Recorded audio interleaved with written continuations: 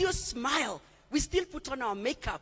We still encourage another woman. Because there are times I ask God, you're making me encourage women, and the way I left my life right now, I'm crying every night, but you're sending me to go encourage other women. They have no idea what I'm carrying or what I'm dealing with right now. But that's a seasoned woman. Because those are the seasons of life. They deal with you, they batter you, they slap you, the storms of life. If it is, as she was, career collapse, confusion, sicknesses, divorces, you are left at the altar by that guy you are not even supposed to be with. You know, there's all those issues, isn't it? Every day, or finally you get children, and something goes so wrong as they reach teenagehood or young adulthood. And you're asking yourself, was this my portion, Lord? Why was I supposed to cry every night? Yet you do not backslide, number one, and you do not stop pursuing your calling and your purpose. You remain. That's to be seasoned. That's to be seasoned. Are we together? So when I look at the focus and faith, then you have no choice but to have faith. Because for me to sit here and say, I know God will work out this. I know it will work out for good. I stand on the scripture that says his plans for me are for good, for a hope and a future. It's by faith. That time I'm walking by faith, not by sight. And that's why when people hear, when we confess things, they look at us like we're mad. You know, Christians, we sound mad. Like, what is she saying? And the way her situation is so bad. No, God will get me out of this debt. He will revive me. He will restore me. I will pay, and I will be able to go on with my life. It sounds so crazy, because at that time it looks impossible. So faith is an element you cannot not deal with. You cannot not have as you go on with your destiny. You have to develop a faith, a stubborn faith, a radical faith. See the kind of faith that gets scared when things happen. You suddenly, the faith withdraws. It's a faith that overcomes, the faith that faces every situation and says, no, I know, even through this I will survive. Even through this I will come out. It shall be well. And you stand on the word of God every day and every minute and every second. And so when I looked at it, then I said, the other thing about your theme, focus. One of the worst things, one of the most common things that causes us to miss it when we're pursuing whatever we're pursuing, whether it's a relationship, whether it's a career, whether it's a calling, whatever it is, we're pursuing a dream, a goal, lack of focus. We lose focus very quickly. We lose focus. We get derailed. We get sidetracked, blindsided. And before you know it, you've lost focus. Where was I going? Your friends come and they take you this direction. Kumbe, you are going this way. Things happen and you hurt so much, you pain so much, and you forget and you stagnate. And you lose the focus of where you are going. So faith and focus are crucial. I'm going to talk about 7 women in the Bible who understood about having faith and focus. And when I looked at them properly, I realized their ability to walk by faith, a ridiculous faith, a radical faith, a crazy faith, and their ability to maintain a focus, steadfast focus, where you do not look to the right or to the left. You say, I am supposed to be going here, nothing but shall any means stop me. There are 3 things that I discovered that cause these 7 women to succeed when they're walking by faith and by focus, or to cause them to remain in faith and remain in focus. And that is the element of pain, 3 P's. Pain, when you are in pain or you have a burden. The second one is purpose, when you have a purpose. And the third one is passion. Those 3 things, pain, purpose, and passion. Because, and as I'll explain through these women I've chosen, sometimes without that pain to provoke you, you will not move, or you will not hold on to something. And when you don't understand the purpose for why you're doing something or where you're going somewhere, then you lose the focus. You'll not be interested. You have to understand the purpose. Why am I going here? Why am I headed there? It's important. And then passion.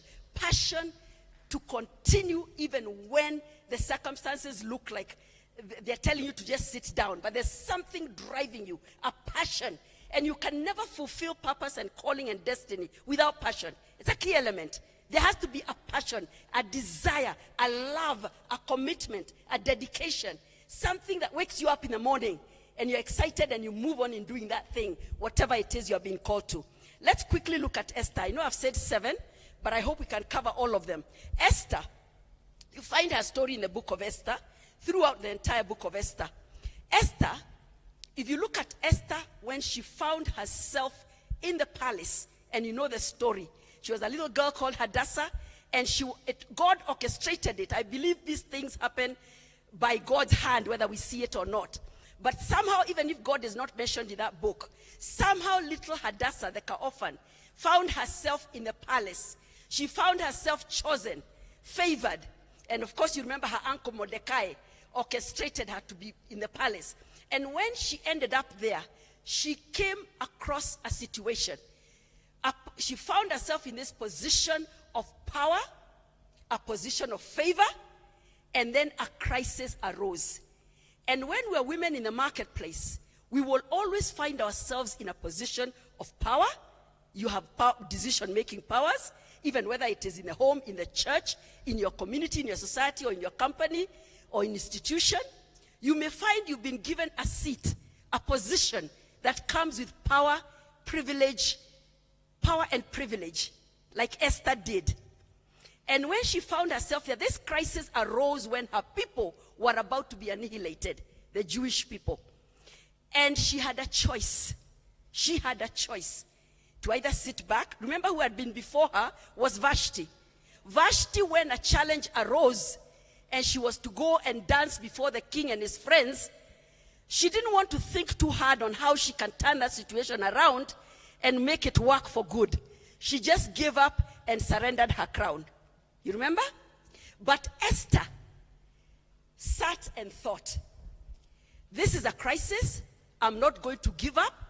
And by faith, I say it was by faith, she decided to take matters into her hands. The way, remember when she was about to falter, when she wasn't quite sure whether she could handle it, her uncle Mordecai told her, by the way, be knowing you are there for a purpose. And if you don't do what is needed, another one will be chosen to do that. And that's the same with you and I. In every position of influence and power, when we do not do what God would have us do in that situation, He has others. We're not the only ones. There's always substitutes who come and take over and fulfill the plan of God.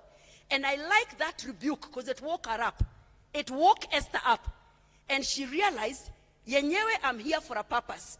Yenyewe, I'm just not here to wave at people with a white glove and look pretty every day and be massaged. Remember queens, the way they used to be massaged? The whole day you're just eating grapes. You have no other assignment. This was a God assignment. And that's what we find ourselves. Because even like, if you look at our first lady, when she came into that position, she could have just said, now I'll be buying a new outfit every day. I'll be waving at the wananchi and sitting and going to the spa every day. But she did not. She woke up and did a project that we all talk about today. So in positions of privilege and power, you have a choice to arise by faith, not knowing whether you will perish. Esther did not know whether she would perish or die. And when you're walking by faith, there's risks involved, the element of risk, because you have no idea how it's going to turn out if you arise and confront the situation. But Esther arose by faith.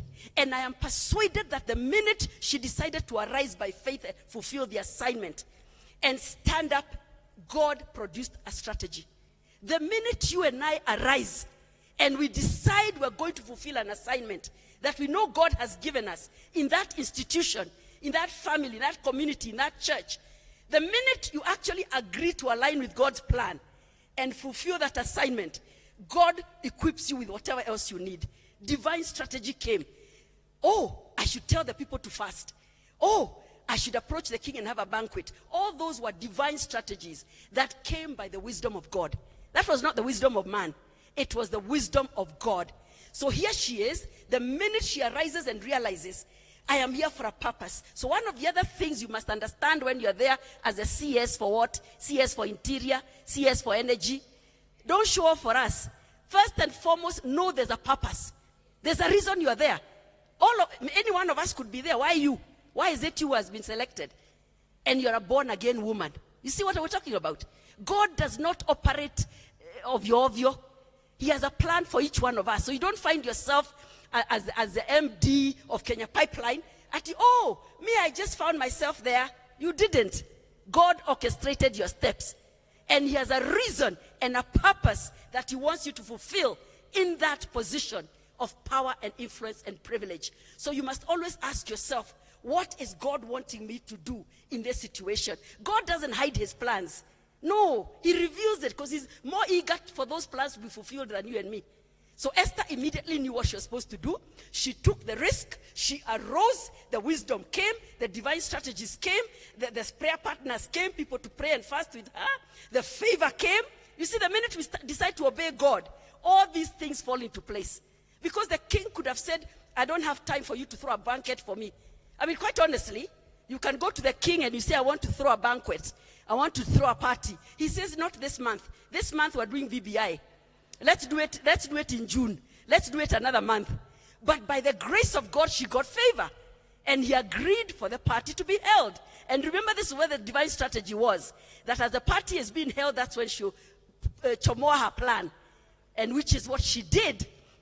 So I am convinced that when we arise by faith, radical, stubborn faith that is risky, because you have no idea how you'll end up. God adds the other things like wisdom, favor, strategy, everything else you need. And he even brings the people to guide you. When you are in your positions of power and influence wherever you are, and we're not talking that you have to be the cabinet secretary, it can even be in a very humble setting. But in that chama, you have a position of influence and power. In that family, in that society, whatever it is, in that small company or institution, you are the one carrying the privilege and power. And decisions are lying on you. And there is always a God-ordained mentor. Remember, we don't know it all. Mordecai was not there by mistake. It's not that to bandika some gender balance in the story. Let's say there was an uncle, there was a niece. No. God wants us to understand through Mordecai that there are mentors in our lives. There are people who we turn to when we come to a crisis. We don't know it all. There are those who have gone ahead of us. Mordecai already understood the dynamics of the palace better than Esther could have understood. So he was the perfect person. And remember, he's the one who told her she's there for a particular purpose. And she'd better arise and fulfill that purpose. There will be mentors in our lives. And it is up to you and me to discern them, to identify them. This is what I've talked about in my book of Networks and Relationships. Who are your destiny helpers? Who are your mentors and coaches?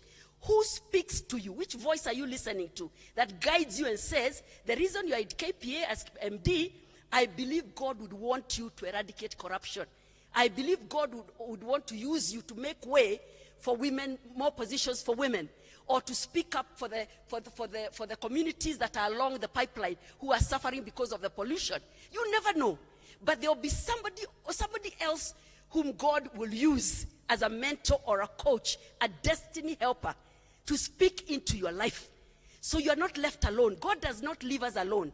He raises people around us. If you open your eyes, who will speak into your life. They'll mentor you. They'll equip you. They'll coach you. They'll speak and enable you to fulfill that purpose. So it was very important in Esther's time. And then when we look at the situation of risk, because Esther reached a point where she says, if I die, I die. If I perish, I perish. There is something about fulfilling purpose that consumes us, and we become obsessed in that position. Because if it is your place of assignment and your calling, when it is yours, see at unafanya yangu, you are doing yours, because everybody has their own. When you are doing your own, there is a passion that comes with it. There is such a gracing that comes with it, that for sure you're driven, you feel driven. You're able to operate at another level beyond your natural years and age and wisdom. It's a supernatural place. And this is what happened to Esther as she began to operate. And you have a fearlessness. You're ready. You see, that's how you know when somebody is not called to be a leader. Because they're not ready to die for us. Are you getting me? When something happens, they're the first to get an aeroplane and get out of the country. As we're left in the skirmishes, in the stone throwing, we're the ones suffering from the tribal clashes and the ethnic clashes, yeah? But if it's a leader who is called and has a calling and a passion, he will die with us. He will protect his people. When he goes to parliament, he goes to senate, he will speak for his people. Are we together? He will speak the heart of God concerning the people. He will do the programs and policies that benefit the people. And in fact, today, this morning, why I wasn't here for the whole conference, because I initially thought I would be here from morning, is because in our church, us lawyers are getting together to study the BBI. Without bias, without influence, we study it so that we can interpret it to the members of the church and then give them a choice to make up their minds whether to accept it or not. And we came to a place where we were worried about the wage bill. It's a very expensive, it's going to be very expensive for us going forward because of the number of MPs, MCAs, and whatever. Then we said, like abroad, abroad, like in the UK, they give you peanuts. You just get petrol, very little. They don't pay you a mshahara. It's like a voluntary job. So when you go to become an MP in the UK, you really have a call because there's no money involved.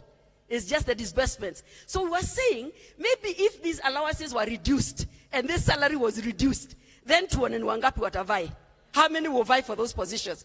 That's when you distinguish between those who are called and those who are not called for those positions. And that's what I'm saying. When it is your calling, your passion, when you're called for the youth. I remember my sister-in-law and I one time, she's very passionate about street families, street children. About 15 years ago when we were in Mombasa, and every time the TV came on, she would be crying when anything came about street families, the suffering of the street child was knocked by a car. Me, I'd feel bad, but I wouldn't cry. It's not my area. And don't ever feel guilty, because it's not your calling. And I would feel passionate about women. I would watch a program and see how the women were mishandled. They didn't know their rights. They were not empowered economically. They didn't have knowledge. They didn't have wisdom. That would make me cry. And then you can know where your area of calling is, isn't it? And when you're passionate about that kind of thing, then you are ready to take risks. I'm ready to go to parliament. I'm ready to write an article or even stand up and criticize a situation that I know is prejudicing women in Kenya, knowing I might be jailed, knowing that KRA might be told to come and check the taxes I have not paid. But I do it out of a passion. Are you getting me? If it's not a calling, then you're not willing to risk. You're self-preserving. You don't want to risk any danger. That's an example of Esther. She was willing to risk because this assignment was her purpose. It was her assignment, and she needed to fulfill it. So when we look at Esther, there was a pain. These are her people. There's no way she's going to sit there and watch her people genocided, because in effect, what the wicked Haman was trying to do is destroy the people, wipe them out literally like a genocide. And these are Esther's people. These were God's people. So she had a pain about it. You have to have a burden and a pain for you to be able to fulfill a purpose. If you're not pained about it, if it doesn't hurt you, if it doesn't bother you, if it doesn't burden you, chances are you will not take it seriously. So in Esther, there was already a pain. I told you the 3 Ps. There was a purpose. She understood, I was the best girl in the world. That's why I ended up in the palace. I ended up in the palace because there would be an assignment that I would have to fulfill that would save hundreds and thousands of people from being destroyed.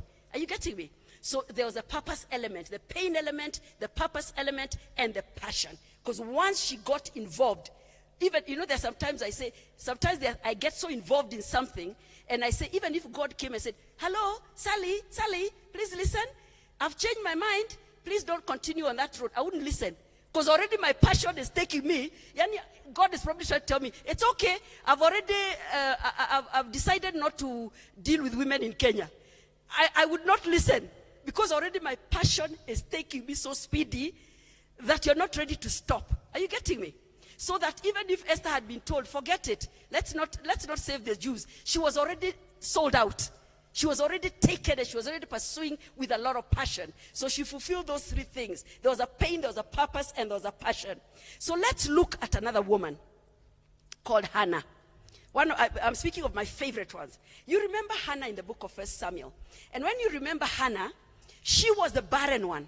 And her wifey was the one who was fertile. And she could get babies. And Hannah's husband, Elkanah, used to tell her, why are you crying, Sasa? See, I'm giving you more bales of unga. Your house is better than Penina's. Am I not better than 10 sons? This was a woman who was a destined woman. She knew she had been called for more.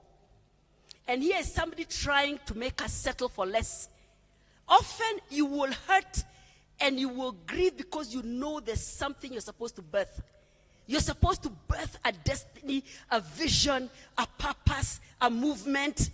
There is a calling you're supposed to birth. There is something you're supposed to birth. Either youth, the old people, leadership, wherever, in whichever area. There is something within you that God wants you to birth. See, often we talk of God planting the seed of our purpose in us. Then it comes forth, and you find yourself doing, fulfilling that call or that purpose, whatever it may be. Hannah discerned that she was ordained to bring forth children, not just physical children, children that had a God purpose. There was something in her that just told her that. So that even when she's been pembelezed with wunga, with what, she's like, let me just, I just want my baby. She was adamant and she was stubborn. She needed to birth. She needed to birth. And she kept yearning. She kept burning. And if you remember in the story, she went to Shiloh. Every year they went to Shiloh, the place of worship, where she pressed into God. She would cry until the priest Eli says she's drunk. The way you and I know those tears. Tusijifanye. We know there's a way we cry. Somebody finds you, they'll say you're drunk. Because you know the issue you're crying about. Yeah, I call them hot tears. You know, sometimes you lie like this. The tears from this eye pass here, they pass to the pillow. And they're hot. I always wonder, why are these tears hot? When the issue is hot, the tears are hot. So Hannah was, you know, the way with Makamasi, you're just, you know what you're telling God or asking God is so deep. It's so deep, your pain, nobody can understand. If we find you there on the floor, on the dust, we won't understand what's wrong with you. Or when we come to church and we praise and worship and people think she's being dramatic, leave her. You don't know her issues. You don't know why she's lifting her hands and telling God, you are the one, you are my hope, you are my everything, I have no one else. She knows what she's talking about. So there's a desperation. Because there's a pain. Hannah had a pain. She had a pain she needed to heal. That pain of barrenness. And you can imagine the stigma. The stigma that came with barrenness in those days was bad. So she knew she was to bring forth. And one of the things you notice she did, she had a faith. The faith to know that no matter how long it takes, I will bring forth seed. I will birth. So sometimes you want to birth a business, a ministry, a vision. There's something you want to birth. And it's taking so long because things are not falling into place. So you're in a barren place. And sometimes you may give up. The faith gets weak. But Hannah refused to give up. She refused to give up and she refused to settle for less. Because you might be told, I'll buy you 2 Mercedeses and 2 Land Rovers. And then I'll build you another house in Mombasa, one in Kisumu, and whatever. Then you say, by the way, what is this child I'm fighting for? Why am I crying for a baby? See, he's offering me things that will keep me in comfort. But she rejected those things. There are things you will reject because you don't want to settle for less. Less than what God has called you for. So Hannah yearned. She cried. She travailed at Shiloh. When you forget to even comb your hair, and people are thinking she's a mad woman. They have no idea what you're going through. Hannah was like that. She refused to settle for less. She had a faith that she would ultimately birth. And she kept on travailing. She kept on pushing into God. Notice where her focus was. Her focus was zeroed on he who she knew could break her barrenness. God is the only one who could break her barrenness. She refused to put her focus on Penina. And that's a mistake we make. When somebody is mocking us, we focus on them. Me, I believe I might have been one of those women who's always, I would go and tell Penina, so, even those children of yours are not anything to look at. Look at how skinny they are. Look at how ugly they are. We lose focus. We could. Let's agree. You can come to a point where you're so taunted and so mocked. Even you come and hold your hips and you start abusing Penina. Hannah refused to do that. She didn't lose focus. She had faith that she would ultimately birth and break the barrenness. Secondly, she kept her focus on the breaker of her barrenness. That is God. Elkanah was not the breaker. Yes, he would sleep with her and impregnate her, but he was not the ultimate breaker of barrenness. The breaker of her barrenness would be God himself. He is the one who determined the hour and the time when Hannah's barrenness would be broken. And that's the same with you and me. When we are pursuing something passionately, you know you're supposed to have that business or that enterprise. You know you're supposed to start that children's home. You know you're supposed to do that goal and that vision. You know the things that draw you and pull you, and you're supposed to fulfill that something. You're supposed to minister to the youth. You're supposed to rally whatever it is that you feel drawn to. There's a faith that drives you towards it. Even if it takes years, there's a faith. And often we must be very careful not to lose focus. Because you may lose focus and start looking at either those who are mocking you or those who are offering you less than what you've been called. Say that yenyewe, at you're saying you sense that God has told you to open a big institution where you'll have 2,000 youth who will come every month and you'll minister to them. Why don't you just do 3 of them in your back garden, settling for less? See, God has called her for thousands. So people are telling her, this dream of yours is it's impossible. Why don't you even change and minister to women instead of the youth? But God has called her for the youth. So you start settling for less than what God has called you, and you lose focus. You're derailed. And we must be very careful. Or when you're in positions of power, and you know there's something God wants you to accomplish in that position, we lose focus on targeting what we're supposed to fulfill when the money comes, when the resources come, the cars come, the shopping in Dubai comes. It reaches a point where the material things come, and you know you have been without them. So you say to yourself, you even forget where you are going. You forget why God put you there. Like Esther, no wonder at the beginning she had amnesia. She was pretending she doesn't know why she's there. Because when she saw your massage 3 times a day, then you eat grapes in the afternoon, then you go shopping. Even me, I can forget why I'm there. I mean, honestly, you're like, Kwani, what was this other thing that was so important? I'm so comfortable. It's a comfort zone. When you begin to get comfortable with the material wealth, or you get married. A lot of young women, when you're there, you know you're going to get married, and you tell and you pray to God, and God what God called you to do. Or you've been wanting it fused. He knows what he has called you to do. So he knows if you work your time in aligned with him, you'll be able to fulfill everything in your life. You'll balance everything very well. You'll not lose the husband. Are we losing husbands? See, me and her are here today. God is a God of order. There's no way we will find our husbands have left the home. At I came, I didn't find you. I decided to go and marry another one. Because God ordained us to be here. We're not here in the flesh or carnally. We're fulfilling the purpose of God. So God is wise. He knows why. So things like that are what distract you. They take you away from the focus. And then maybe when you're mocked enough, when the finances are not coming, because visions take finances. You need resources. And sometimes, like when I was doing the Season Woman Forum, I went into my pocket until I got tired. You know, I'm a lawyer by profession.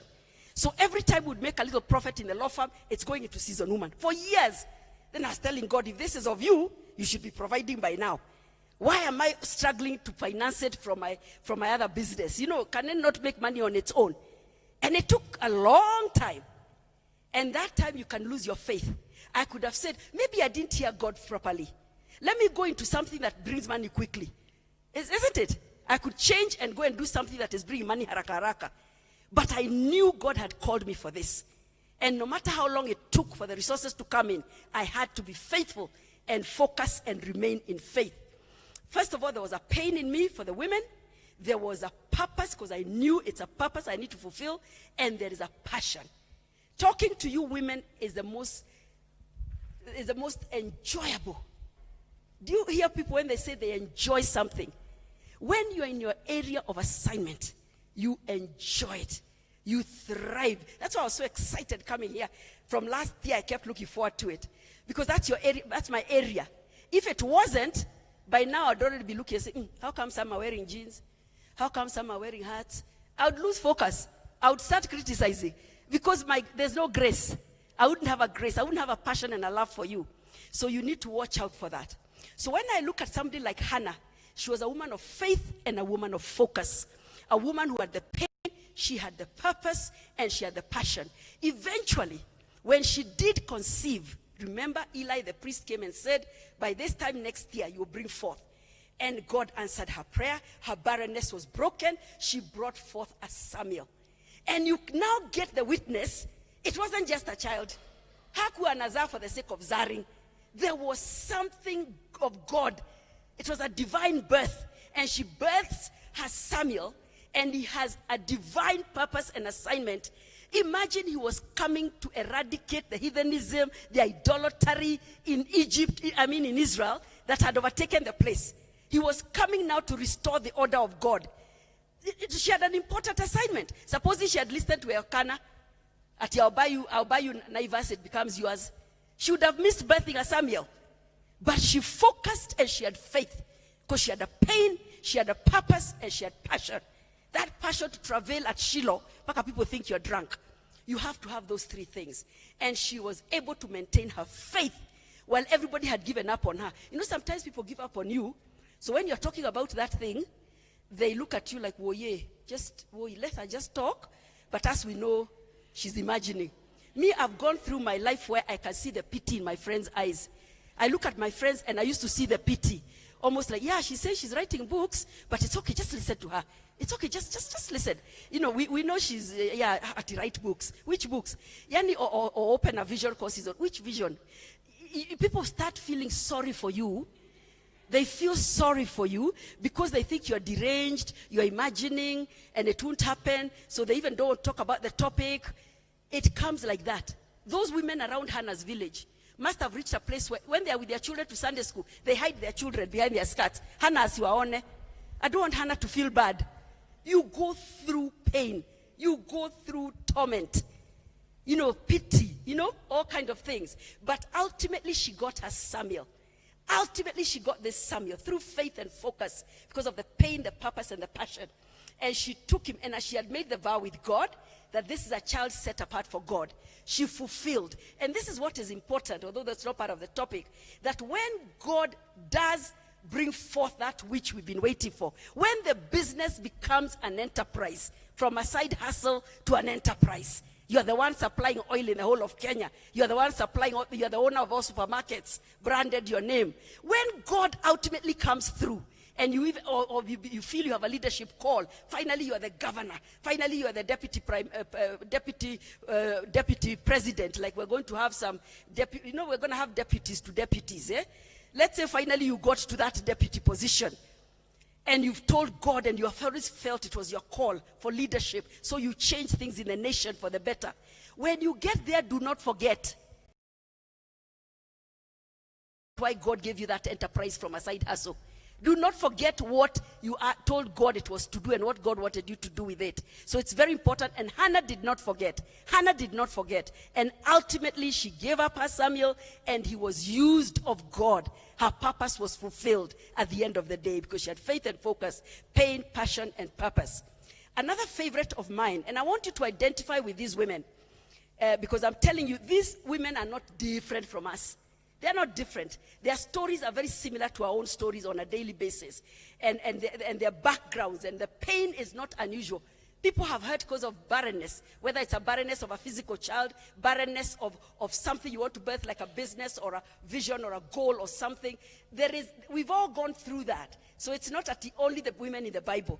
These were stories intended for you and me so that we may know what to do at a time like that. The other one of my favorite women in the Bible is a woman called Rahab. If you remember Rahab, and I'm just knowing you're women of the word, so although I've got scriptures here to tell you where these stories are, like the story of Esther, it's in the book of Esther. The story of Hannah, is in 1 Samuel, and even right up. In fact, about Hannah, when you go to chapter 2 of 1 Samuel, me, if I got my Samuel, I would have then dressed him nicely, put him like a bonnet, then I dress nicely, then we go to Penina's. What were you saying? See here, Samuel, what were you saying? And mine is a God-ordained one. Mine will impact nations. In fact, every day I would be reminding her, your children are playing in the mud. Mine is at the priest's house. He's being taught priestly things. He hears God. But she didn't. And this teaches us something. When God ultimately comes through for you, it is not for you now to become a Penina. You now start walking Penina.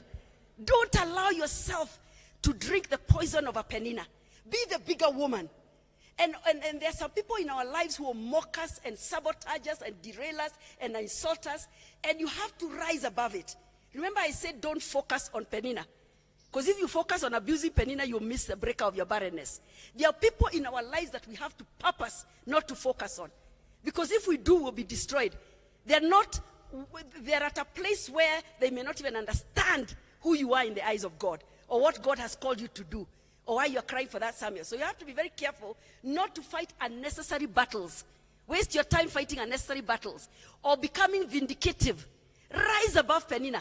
I think ultimately, if somebody was to write that chapter beyond another chapter, whatever of that story, they would say, because of the behavior of Hannah, because of the way she treated Penina after that with such love and kindness and forgiveness and tolerance, Penina matured into a very mature woman who no longer mocked other women and now had empathy when other women are going through hard times.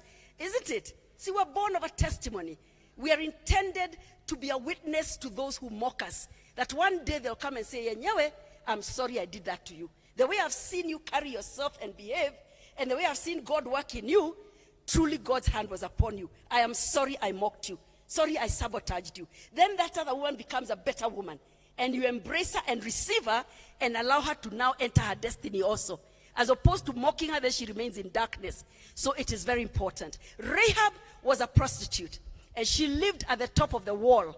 And so she had visitors, the men used to come. And one day, the children of God with King Joshua, they went into that country. And they were looking to spy. There was the ongoing battles as usual. And you know that the story of Rahab, you know it is in Joshua, in the book of Joshua, mainly in the book of Joshua, yeah? And what happened is an opportunity. Sometimes you may be leading a lifestyle, or you may be in a place either physically, emotionally, or mentally. Sometimes it's not a physical location. I could be in a place of darkness in my life, a place of self-pity, a place of depression, a place and then physically a place of a bad lifestyle. I'm drinking, I'm sexually permissive.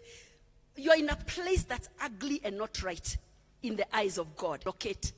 To move from that place, whether it's physical, mental, or emotional, and move to a better place, a healthier place, a place where now the who you are ordained to be will come out, and you fulfill the what God called you to do.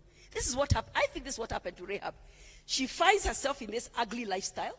She's there every day servicing the men, and an opportunity arises when these spies come, and she has a choice, either to comply with them and hide them, get favor with them, and they save her and her family, and they take her to their land, and she meets their God, and she becomes of their God, which was what happened. Or she rejects it, and she remains in that toxic lifestyle for the rest of her life. Rahab made a wise, radical decision. I call them destiny decisions. She chose, she discerned, and this is what we must be as women of God. We must discern opportunities that come our way. When you're sitting in that office, in that kiosk, in that business, in that institution, in that church office, opportunities present themselves every day. And you have to discern whether this is a God opportunity to lift you to another level, to lift you into a better place of yourself, to take you out of a bad, ugly place. Something's going on in your life and there's an opportunity. So you discern people God will send your way. When I look at it, the whole story to me was about Rahab. You know how you say, God's plan here was for them to bring back a girl called Rahab. So she stops her bad lifestyle and she becomes in the genealogy of Jesus. When you compare with what else they had gone to do, because we don't even remember what they did after they were, you know what I mean? You're like, was the story about them going to whatever, or was it about Rahab? God is a God of orchestrating. He orchestrates for you and me. Sometimes you may look at a situation and say, there, God had me in mind. Your conference, yote iliweko because of me. Because if there had not been that conference, I would have gone to Jack's house, I would have sinned with Jack, and I know I shouldn't sin with Jack, but because this conference was put and I was given a duty to serve the water, I had to go to the conference. And God orchestrated it in a way that I didn't go and destroy my life. God orchestrates things like that. So here she comes, she makes a decision, she agrees with them, and she's delivered, and she ends up with the people of God. She ends up knitting with the God of their God. She ends up fulfilling her destiny. She had a purpose to salvage and save and hide the servants of God. She discerned a purpose right there. She saw, they've come to me, I am the one to fulfill this purpose of hiding these people, safeguarding them. And the rewards were beyond her expectations. Quickly, she relocated from that place of ugliness and toxic, and she went to a place of destiny, met the true God. And you can even almost feel bad the way she was a prostitute for all those years. And you have been in the church since kindergarten. And then she's the one who is in the genealogy of Jesus. Yenyewe, God is not fair. Because at times, divine reversals like this, a turnaround. A long time ago when I was very young in the faith, and we were taught about the rapture. So we lived in Mombasa. And one time, I came downstairs. I was calling my husband. I couldn't hear him answering. So I went downstairs to look for him. I couldn't find him. Then finally, I found he had gone to the garden to check on the dogs. So when he came back, I said, hey, sweetie, I thought you had been raptured. And I really asked God, how can he rapture you before me? So what my husband was telling me, you will be shocked. Nikina nani wataraptiwa and nani watawacho. So don't be so self-righteous. So this is what happened to Rahab. And she had a faith. Yani, she took a risk even when you look at it. These were spies. She lived in a place where they could have been slaughtered and killed together with her and her entire family. So when she was hiding them, like Esther, it was a risky business. She was taking a big risk, but she hid them. I believe that Rahab was in pain. She had done this lifestyle for so long, she had reached a place of a conviction almost, a prick of her conscience. You know how you can be unhappy in a situation, but you keep doing it every day, every day, every day. And that's why I always say, let's be very non-judgmental. Let's be very understanding to our fellow women. Don't think that she wants to be a prostitute her whole life. If you really sit her down, this is something that's hurting her. She hates what she does. A lot of people hate what they do when it's not of God. So don't just judge her that she woke up and said, when I grow up, I'm going to be a prostitute. Nobody says that. There's something she's in, and she needs you and I to empathize and help her out of it. And this is what Rahab, I believe there was a pain deep within her. A pain to get out of that lifestyle. She hated it, but she had no exit clause. She didn't know how to do it. But God discerned her heart. It is not written, but I think God discerned her pain and orchestrated a circumstance where those spies would go, and she would encounter them. She would make the right destiny, radical decision. She would team up with them, and she ends up in the book. We read of her. She didn't disappear. Unlike somebody like Delilah, who now set up a man of God. Remember the way she enticed Samson, and she destroyed him. They are also, you never know.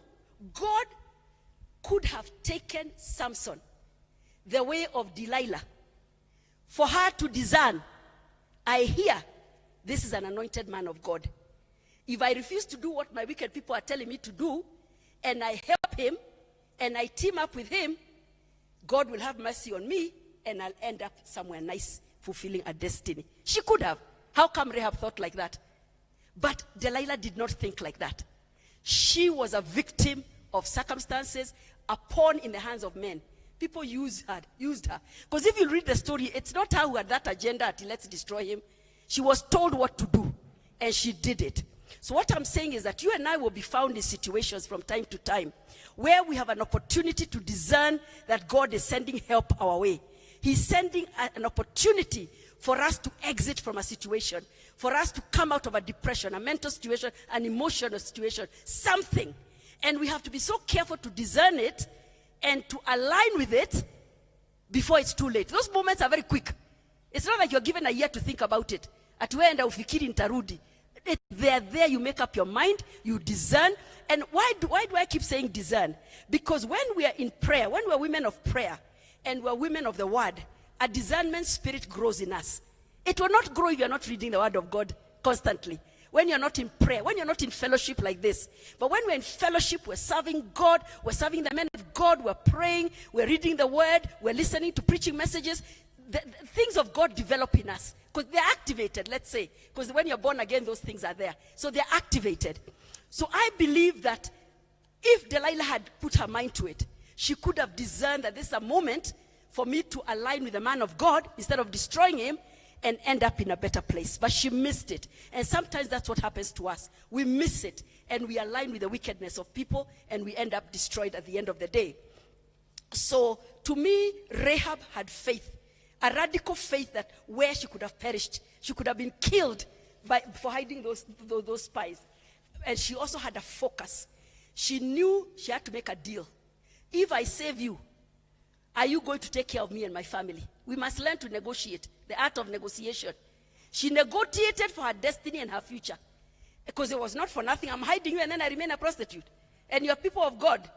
You carry so much anointing. How can I end up just like that? So she knew she had to ride on that anointing, take advantage of the situation and opportunity, and get set free and move on to better places. And so she had that. And she had the passion to do it because it took courage, determination. She knew there was a purpose for her to fulfill. Save the people of God and you will be rewarded. And she did it with passion and because of the pain that had been with her. Another one very quickly, and you need to give me my time. The young lady, learned friend, you need to keep telling me how many minutes.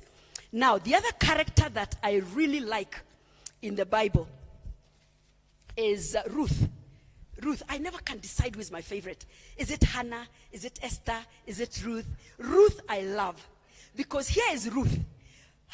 The family of Naomi. Naomi, remember, was born to a man called Elimelech. They came out of their place, their real place in Bethlehem, when there had been a famine. And they decided to travel to the next region. You know, it's how you leave Kenya, you go to Uganda, and you say in Kenya the maize is not growing very well, there's a kind of a drought. Let me go and try my luck. But when it's not God's plan, you're going into a territory that God has not told you to go. So they ended up in Moab. And Moab were the enemies of God. So when they went there, they actually gave their sons to marry the women of Moab, Ruth and Orpah. And God had clearly said, do not